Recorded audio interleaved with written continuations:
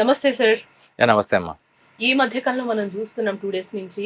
మీకు గూడా తెలుసు. అంటే సినిమా టైటిల్స్ అనేవి ఎందుకు రచ్ అయితున్నాయి? అసలు ఇంకా షూటింగ్ దశలో ఉన్నప్పుడే చాలా టైటిల్స్ మనం చూస్తే అవి రచ్చకెక్కుతున్నాయి. అది ఒక రకంగా పబ్లిసిటీనా? లేకపోతే ఏం జరుగుతుంది అసలు ఈ టైటిల్స్ విషయంలో? అయితే ఇటీవలి కాలంలో, ఈ మధ్య కాలంలో హ్మ్. 'ఇడుపు కాగితం' అనే అవును. ఒక సినిమా కొంచెం చర్చల్లోకి వచ్చింది. ఆ టైటిల్, ముఖ్యంగా టైటిల్, ఇంకా కథ తెలీదు, దాంట్లో ఏం తెలీదు. దాంట్లో ప్రియదర్శి అండ్ నాగదుర్గ అనే అమ్మాయి, తెలుగమ్మ. చాలా చక్కని తెలంగాణ అమ్మాయి, చాలా చక్కని ఫాలోయింగ్ ఉంది ఆమెకి. యూట్యూబ్ ఫోక్ సింగర్గా, ఫోక్ డాన్సర్గా ఆమెకు మంచి ఫాలోయింగ్ ఉంది. ప్రియదర్శి మంచి హీరో, మనందరికీ తెలిసిందే. ఇక బన్నీవాస్ గారి ప్రొడక్షన్లో వంశీధర్ రెడ్డి అంటే ఆయన డైరెక్షన్లో తీస్తున్నారు. తెలంగాణ బ్యాక్డ్రాప్ అనే సినిమా కరెక్ట్ అర్థమవుతుంది. ఆ పోస్టర్ రిలీజ్ చేశారు. పోస్టర్ చూడగానే కొత్తగా పెళ్ళైన జంట ఒక బైక్ మీద వెళ్తున్నారు. వెనక సకినాలు ఉన్నాయి, తర్వాత మిగతా అంటే తెలంగాణ స్టైల్ ఆఫ్ లైఫ్ కనబడుతున్నది. లాంగ్ డిస్టెన్స్లో హైదరాబాదు వెళ్తున్నట్టుగా ఒక ఇన్సైనియా ఒక సిగ్నల్ కనిపిస్తుంది. సో ఈ సినిమా మీద ఇటీవల కాలంలో కొంచెం బాగా చర్చకు వచ్చింది. అయితే ఏంటంటే టైటిల్స్ అనేవి సినిమాకి ఒక బ్యానర్ లాంటివి. ఎలాంటి సినిమా అయినా సినిమాకి మనం ముందు గుర్తుపెట్టుకోవడానికి, అంటే ఆడియన్స్ని అట్రాక్ట్ చేయడానికి, ఆడియన్స్లో ఒక ఆసక్తిని కలిగించడానికి ఫస్ట్ అండ్ ఫార్మోస్ట్ ఏంటంటే టైటిలే. అందుకే టైటిల్ అనేది ఫేస్ ఆఫ్ హ్యూమన్ బీయింగ్. ఒక మనిషికి ముఖం ఎలాంటిదో, ఒక భారతీయుడికి ఆధార్ కార్డు ఎలాంటిదో, సినిమాకి టైటిల్ అలాంటిది.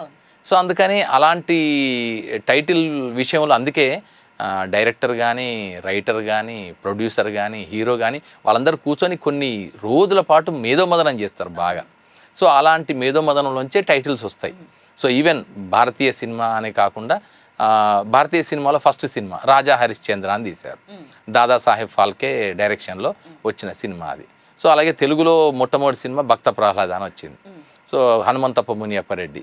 సో అంటే వాళ్ళ కథను బట్టి ఆ టైటిల్ పెట్టడం, అంటే దానికి ఆ కథకి ఎవరైతే ప్రధాన కథానాయకుడుగా ఉంటారో వారి పేరుతో పెట్టడం అనేది ఒక పద్ధతి టైటిల్స్లో. సో ఇంకొక పద్ధతి ఏంటంటే ఒక సన్నివేశాన్ని హైలైట్ చేసుకుంటా చెప్పేవి.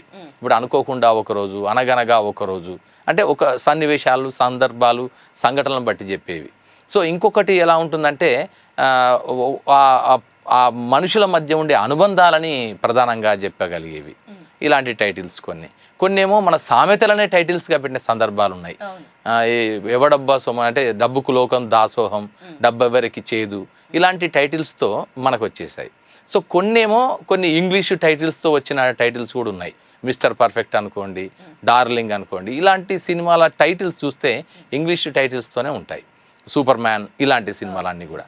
సో ఇట్లా టైటిల్స్ పరంగా ఏంటంటే అది ఏం చేసినప్పటికీ, ఎలా చేసినప్పటికీ ప్రజలని, ప్రేక్షకులని థియేటర్ వరకు రప్పించడానికి చేసే ఒక ప్రయత్నం. సో దాంట్లో ఒక్కొక్కసారి ఏమవుతుందంటే ఆయా ప్రాంతాలకు సంబంధించిన పదాలు, ఇప్పుడు ఇంగ్లీష్ భాషా పదాలు మిస్టర్ పర్ఫెక్టు, డార్లింగ్ అని ఎలా అయితే పెట్టుకున్నామో, జీన్స్ అని ఇలా ఎట్లయితే పెట్టుకున్నామో, జెంటిల్మన్, జీన్స్, అలాగే ఇట్లాంటి పెట్టుకున్నాము. అలాగే ఒక అంశం ఏంటంటే స్థానిక పదాలను కూడా పెట్టుకోవడం అనేది ఒక సంప్రదాయంగా ఉంటుంది. స్థానిక పదాలు అంటే ఇప్పుడు భాష, ముఖ్యంగా భాష. ప్రతి భాష భారతదేశం విషయానికి వస్తే ఎవ్రీ 100 కిలోమీటర్స్కి ఒక్కొక్క కల్చర్, డిఫరెంట్ కల్చర్ కనిపిస్తుంది భారతదేశంలో అంటారు. ఎందుకంటే 100 కిలోమీటర్ల దూరం వెళ్ళగానే అక్కడ ఉండే స్థానికత, అక్కడ ఉండే స్థానిక ఆచారాలు, సంప్రదాయాలు, రీతులు, రివాజులు, వ్యవహారాలు, నమ్మకాలు, విశ్వాసాలు, దేవతలు, పూజలు, అలాగే కట్టు బొట్టు విధానాలు, ఇవన్నీ కూడా కొంత వేరియేషన్ మారిపోతుంది. అంటే అంత వేరియేషన్ భారతదేశంలో కనిపిస్తుంది. ఇన్ని వైవిధ్యతల నెలవు కొలవు భారతదేశం. అలాగే భాష పరంగా కూడా ఇప్పుడు ఉదాహరణకి మన తెలుగు ప్రాంతంలోనే తీసుకుంటే ప్రపంచం మొత్తం మీద దాదాపు 13 కోట్ల మంది తెలుగు వారు ఉన్నారు, తెలుగు భాషను మాట్లాడేవాళ్ళు. సో దాంట్లో ఒక 9 కోట్ల మంది ఆంధ్రప్రదేశ్లో ఉన్నారు. అంటే మొత్తం 9.5 కోట్ల మంది మొత్తం తెలుగువారు మన భారతదేశంలో తీసుకుంటే, దాదాపు ఒక 4.5 కోట్ల మంది తెలంగాణ ప్రాంతంలో ఉన్నారు, ఇంకొక 5.5-6 కోట్ల మంది ఆంధ్రప్రదేశ్లో ఉన్నారు. సో వీరిలో ఒక్కసారి మనం ఆలోచిస్తే ఇంతకుముందు ఉమ్మడి రాష్ట్రంలో ఉన్నప్పుడు కూడా డిఫరెంట్ వేరియేషన్స్ లాంగ్వేజ్ పరంగా మనకు ఉండేవి. ఎలా అంటే ఉత్తరాంధ్ర ప్రాంతం అంటాం, అంటే విజయవాడ కాకుండా విశాఖపట్నం, విజయనగరం, శ్రీకాకుళం, ఈ 3 ప్రాంతాలలో ఉండే భాష చాలా చక్కని భాష, అద్భుతమైన భాష, ప్రజలతో మమేకమైన భాష. అది ఉత్తరాంధ్ర భాష, కళింగాంధ్ర భాష అంటారు దాన్ని. అంటే అది ఒరిస్సా ప్రాంతానికి దగ్గరలో ఉంది కానీ కళింగాంధ్ర భాష అంటారు. సో అదొకటి ఉండేది. తర్వాత కృష్ణా, గోదావరి జిల్లాలు, ఉభయ గోదావరి జిల్లాలు, ఈ 3 జిల్లాలు కలిపిన భాష అదొక స్టైల్లో ఉండేది. సో అక్కడ ఉండే స్థానికమైన ప్రాంతాలు, భాషలు ఇవన్నీ కలిపి. అలాగే రాయలసీమ ప్రాంతానికి వస్తే కడప, కర్నూలు, అనంతపురం, చిత్తూరు ఇవి కలిపితే మళ్ళీ ఒకటి ఉండేది. చిత్తూరు మాండలికం మళ్ళీ వేరే ఉండేది. చిత్తూరుకి మళ్ళీ ఏంటంటే మద్రాసి ఎక్కువ ఉండేది. నెల్లూరుకి మద్రాసి అనుబంధం ఎక్కువ ఉండడం వల్ల తమిళ్ ప్రాంతపు ప్రభావం ఎక్కువ ఉండేది. ఈవెన్ అందుకే తిరుపతి అనే పేరు ఇట్ సెల్ఫ్ తిరు తిరు అనే పదమే తమిళ ప్రాంతపు పదం. తిరు అంటే శుభకరము అని అర్థం. సో ఇలాంటి భాషాపరమైన ఆదాన ప్రదానాలు ప్రతి చోట ఉంటాయి.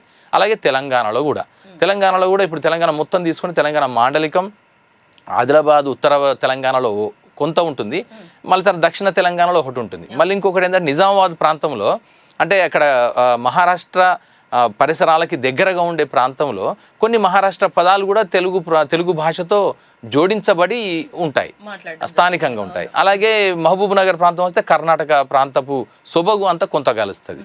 సో ఇలా ప్రతి చోట మనకు ఒక నిర్దిష్టమైన భాషా ప్రయుక్త రాష్ట్రాలు ఉన్నప్పటికీ అవి వారి మధ్య ఉండే సామీప్యత, భౌగోళిక సామీప్యత, నైసర్గిక పరమైన పరిస్థితులు నేపథ్యం వల్ల కొన్ని కొత్త పదాలు పుడతాయి.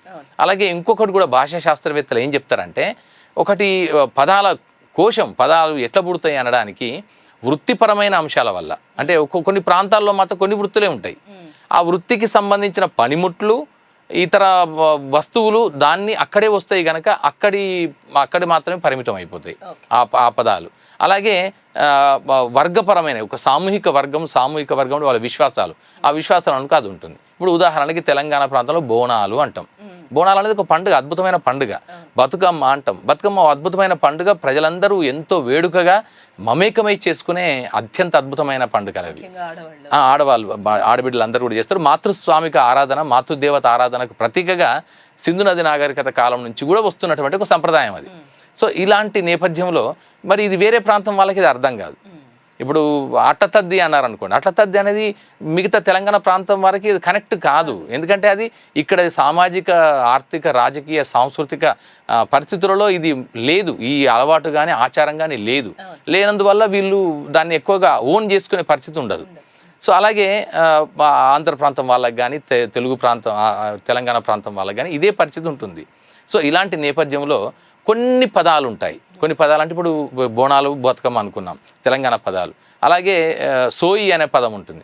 సోయి అనేది మిగతా వాళ్ళు స్పృహ లేదా చైతన్యం అంటారు, కానీ తెలంగాణలో సోయి ఉంది మాట్లాడుతున్నావా లేక మాట్లాడుతున్నావా అంటారు. అంటే కాషియస్గా ఉండి ఖయాల్ అంటారు, ఖయాల్లో ఉండి ఉర్దూ అది. సో ఇలా కొన్ని పదాలలో, అలాంటి పదాలలో ఇడుపు కాగితం కూడా ఒక పదం. నిజంగా చెప్పాలంటే భాషాపరంగా, ఆ వ్యుత్పత్తి పరంగా చూస్తే చాలా చక్కని పదం. విడాకులు అనేది ఎట్లయితే వచ్చిందో ఇడుపు కాగితం అనేది కూడా అట్లాగే వచ్చింది. విడాకులు అంటే విడి ఆకులు ఒకప్పుడు కలిసి ఉండేవి. అంటే ఒక భార్యాభర్తలు, ఒక కుటుంబం అనే వృక్షానికి ఆకుల్లాగా ఎలా అయితే కలిసి ఉంటారో, ఆకులు విడిపోయినప్పుడు ఎలా అవుతుందో అది కూడా ఇద్దరు జీవితాలు విడిపోతున్నాయి అనేది అది చెప్పడానికి విడాకులు అనే పదం పుట్టింది అనేది భాషా శాస్త్రవేత్తల యొక్క పరిశీలన. అలాగే ఇడుపు కాగితం కూడా అలాంటిదే. ఇప్పుడు వైవాహిక వ్యవస్థలో మనకు ఇద్దరు వ్యక్తులు, 2 కుటుంబాలకు సంబంధించిన వ్యక్తులు కలిసి సామాజికంగా ఆమోదయోగ్యమైన రీతిలో ఒక జీవనాన్ని కలిసి సామూహిక సహజీవనాన్ని చేయడము, పిల్లల్ని కనడము, వంశాభివృద్ధి చేయడము, గ్రామాభివృద్ధి చేయడము, దేశాభివృద్ధి చేయడం అనే దానికి కుటుంబ వ్యవస్థకి పునాదిగా వివాహ వ్యవస్థను ఎట్లయితే చూశారో, వివాహ వ్యవస్థలో ఇమడకపోతే, దాంట్లో కొనసాగలేకపోతే, ఎవరన్నా భార్యాభర్తల మధ్య అభిప్రాయ భేదాలు వస్తే అభిప్రాయ భేదాలని గౌరవిస్తూ ఒకరినొకరు మార్గాలు వేరు చేసుకొని విడిపోయే ఏర్పాటు కూడా మన వైవాహిక వ్యవస్థలో, కుటుంబ వ్యవస్థలో అది ఇన్బిల్ట్గా మొదటి నుంచే ఏర్పడది. ఆ ఇన్బిల్ట్గా ఏర్పడ్డ ఆ వ్యవస్థని మనం ఏమంటున్నామంటే తెలంగాణ ప్రాంతంలో ఇడుపు కాగితం అంటారు. విడుపు అంటే విడదీసేది, విడిపోయేది, ఒకరినొకరు ఎవరి మార్గంలో వారు వెళ్ళడానికి కావలసిన ఆమోదాన్ని సమాజపరంగా అంగీకరించి ఇచ్చే ఒక పత్రం లాంటిది అనమాట అది. సో అధికారిక పత్రం అది, అటు కోర్టు ఇచ్చినట్టుగా అది. సో అలాంటి ఒక నేపథ్యాన్ని ఆ తెలంగాణ ప్రాంతం అంతా కూడా, ఒక హైదరాబాద్ ప్రాంతంలో తక్కువ ఈ పదప్రయోగం కానీ మిగతా అన్ని ప్రాంతాల్లో ఉంటాయి. సో అలాంటి పదప్రయోగం నేపథ్యంలో తెలంగాణ ప్రాంతపు జనజీవన శైలిలో ఉండే పదాన్ని తీసుకొని వంశీధర్ రెడ్డి ఒక చక్కని కథతో మన ముందుకు రాబోతున్నాడు. సో ఆ సినిమా ఇప్పుడు ఆ ఇడుపు కాగితం అనేది అర్థం కావట్లేదు, ఇదేంటి దాన్ని డబ్బింగ్ చేయాలా అని ఇలాంటి కొన్ని అభిప్రాయాలు కొంతమంది వ్యక్తం చేశారు. కానీ నిజానికి గమనిస్తే మనం చూసాం, మన పుష్ప సినిమా చూసాం. పుష్ప సినిమాలో అది రాయలసీమ చిత్తూరు ప్రాంతపు మాండలికంలో హీరో మాట్లాడతాడు, అవన్నీ చూసాం. కానీ ఎవరు ఏమనలేదు కదా అప్పుడు. దాని దుడ్డులు అనే పదం ఉంటుంది. ఎవరైనా దుడ్డులు, డబ్బులని ఒక చిత్తూరు ప్రాంతము రాయలసీమ ప్రాంతం వారు ప్రధానంగా వాడతారు.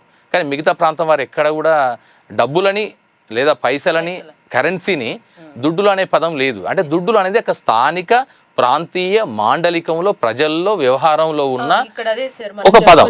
అంటే తమిళనాడు కొంచెం సైడ్ కాబట్టి మనం అక్కడ కూడా అవును అది మండలికం గానీ ఏదైనా కొంచెం మనం మిక్స్ చేసి మాట్లాడుతూ ఉంటాం. అవును. కానీ ఇక్కడ ఎందుకు సినిమాని మనం ఒక డౌట్స్ నాకు సినిమా టైటిల్స్ గానీ సినిమాని గానీ మనం ఎంజాయ్మెంట్ వరకే తీసుకోకుండా పర్సనల్ కు వెళ్ళి దాన్ని ఒక అపోజ్ చేస్తున్నామా ఏంటి అసలు, అంటే మనం ఎలా తీసుకోవాలి? అంటే సినిమా అనేది మోస్ట్ పవర్ఫుల్ మీడియా. ఇప్పుడు మిగతా ఇప్పుడు ఎన్నెన్నో మీడియా ఇన్ఫ్లుయెన్స్ చేయగలిగిన మీడియాలు చాలా ఉన్నాయి.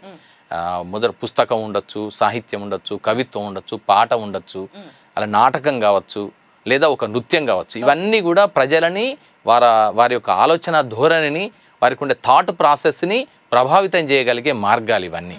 సో వాటిల్లో ఇప్పుడున్న కాలంలో అత్యంత ప్రభావితం చేయగలిగిన మార్గం అంటుంటే ఖచ్చితంగా సినిమానే. అందుకే సినిమాల్లో ఏది జరిగినా ప్రజలందరిలో ఆసక్తి క్రియేట్ అవుతుంది. ప్రజలందరికీ వెంటనే చేరడానికి, ప్రజలకు తొందరగా చేరడానికి cinema has become the wonderful path. అది చాలా దగ్గర దారి అయిపోయింది. సో అలాంటి అంతగా ప్రజలని ప్రభావితం చేసేలాగా అయిపోయింది. ఆఖరికి ఇప్పుడు ఓటీటీ వచ్చిన తర్వాత మన ఇండ్లలోకే సినిమా వచ్చేసి. సో ఇలాంటి ఒక మమేకత, అంటే సాధారణ జనజీవనానికి సినిమాకి మధ్య ఒక అద్భుతమైన మమేకత ఉంది గనక, ఇంటెగ్రల్ పార్ట్గా అంతర్భాగంగా మారిపోయింది గనక సినిమాలో జరిగే కథాపరమైన అంశాలు కానీ, టైటిల్ పరంగా కానీ, పాటల పరంగా కానీ ఏది జరిగినా, లేదా పాత్ర చిత్రణ పరంగా కానీ, లేదా పాత్ర చిత్రంలో డీవియేషన్స్ ఏవైనా ఉన్నా కూడా వెంటనే ఇమీడియట్గా కాంట్రవర్సీ క్రియేట్ కావడం అనేది జరుగుతూ ఉంటుంది. ఎందుకంటే ప్రజలందరూ ఆసక్తిగా చూస్తారు. మన భారతదేశంలో 2 Cలు మనందరినీ కట్టిపడేస్తాయి, ఒకటి క్రికెట్, ఇంకోటి సినిమా.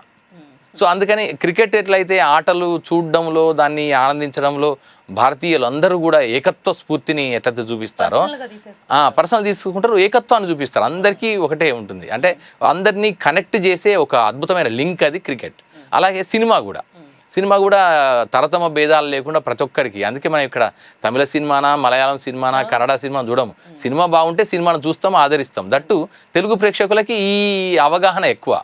అయితే ఏంటంటే ఇప్పుడు ఈ కాంట్రవర్సీ, అంటే భాషాపరమైన వివక్షతోని కొన్ని కామెంట్స్ చేయడం అనేది మాత్రం కరెక్ట్ కాదు. ఎందుకంటే ఇప్పుడు మిగతా వాళ్ళు ఉన్నారు వేరే, ఇప్పుడు ఇంతకుముందు చెప్పిన పుష్ప ఎపిసోడ్లో కానీ ఎప్పుడు అది చర్చ రాలేదు, ఈ దుడ్డులు అని ఎందుకంటారని. అలాగే ప్రాంతీయ పేర్లతోని సినిమా టైటిల్స్ కూడా వచ్చాయి గతంలో. బుర్రిపాలెం బుల్లోడు, భీమవరం బుల్లోడు, ఇలాంటి పేర్లు ఎన్నో ఆంధ్ర ప్రాంతపు పేర్లతోని వచ్చాయి. అలాగే ఫ్యాక్షన్ కథలతో, అంటే రాయలసీమ నేపథ్యంతో కూడిన కథలతో వచ్చాయి. కొన్ని కమ్యూనిటీస్ పేర్లతో వచ్చాయి. నిజంగా చెప్పాలంటే సమరసింహారెడ్డి, భరత సింహారెడ్డి, ఇంద్రసేన, ఇట్లాంటి సినిమా అంటే కొన్ని కమ్యూనిటీల పేర్లతో వచ్చాయి.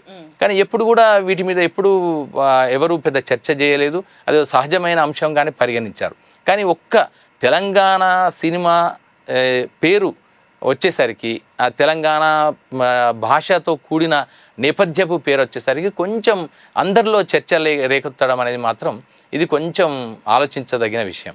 ఎందుకంటే మనలో వైశాలత్వం పెరగాలి, హృదయ వైశాల్యం పెరగాలి. ఇదేదో వైవిధ్యత, భాషలో ఉండే వైవిధ్యతని గమనించడం, గుర్తించడం, తెలుసుకోవాలి.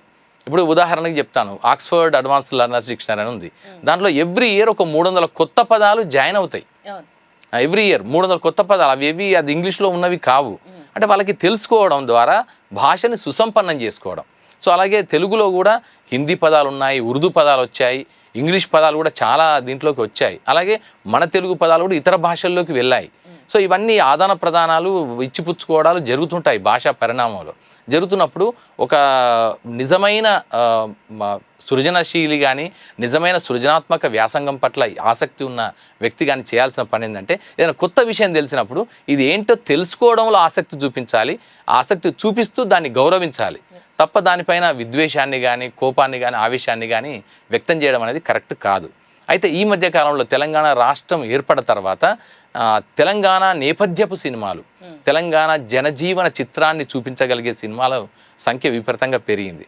అయితే ఇది ఒక వైపున. మరొక వైపున నిజానికి ఏంటంటే తెలంగాణలో కూడా సినిమా ఇప్పుడు వచ్చింది కాదు, ఎప్పటి 1920స్లోనే ఎప్పుడైతే తెలుగు సినిమా అనబడే రఘుపతి వెంకయ్య అండ్ రఘుపతి ప్రకాష్ గారు మద్రాసు నేపథ్యంలో తెలుగు సినిమాలు తీస్తున్నప్పుడే, భీష్మ ప్రతిజ్ఞ లాంటి మూకీ సినిమాలు తీస్తున్న కాలంలోనే ఇక్కడ కూడా హైదరాబాద్లో కూడా మూకీ సినిమాలు నిర్మించబడ్డాయి.